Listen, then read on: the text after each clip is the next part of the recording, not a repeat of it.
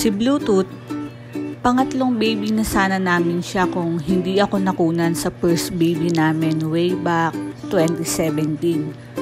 Si Gray naman, year 2020 ko siya pinanganak. Kaedad niya yung COVID. March 13, 2020 ko siya pinanganak. Tapos, March 16, 2020 naman kami lumabas sa ospital. Kung saan, yun ang unang araw ng lockdown ng Pilipinas.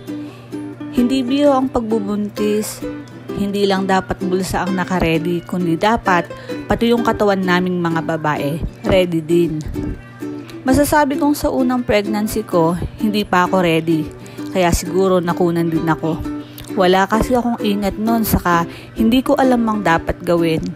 Saka hindi ko pa feel ang mabuntis kahit 25 years old na ako nun. Wala pala sa edad ang pagiging ready.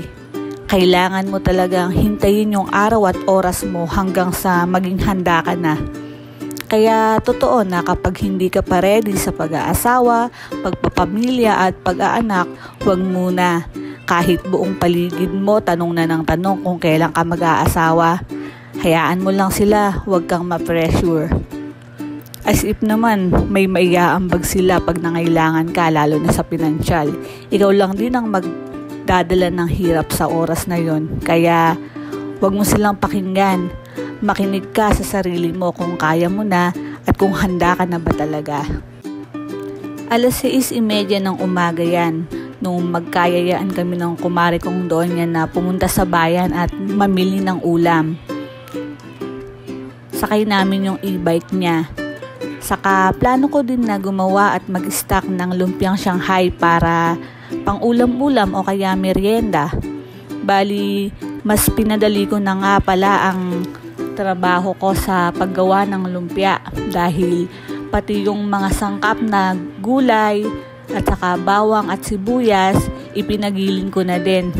Kaya pagdating ng bahay, sangkap na lang na pampalasa ang inilagay ko.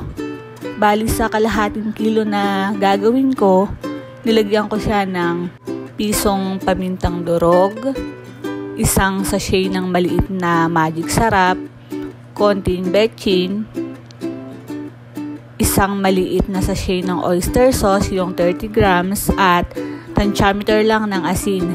Tapos, minix ko gamit ang kamay ko. At pagkayari nun, inilagay ko muna siya sa rep.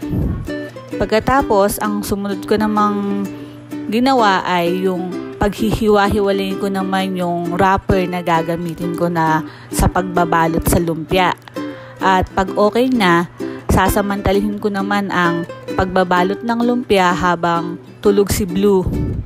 Bali sa kalahating kilong pinagiling ko, nakagawa pala ako dyan ng 80 pieces na lumpia. Tapos may hindi pa nabalot kaya ginawa kong bola-bola.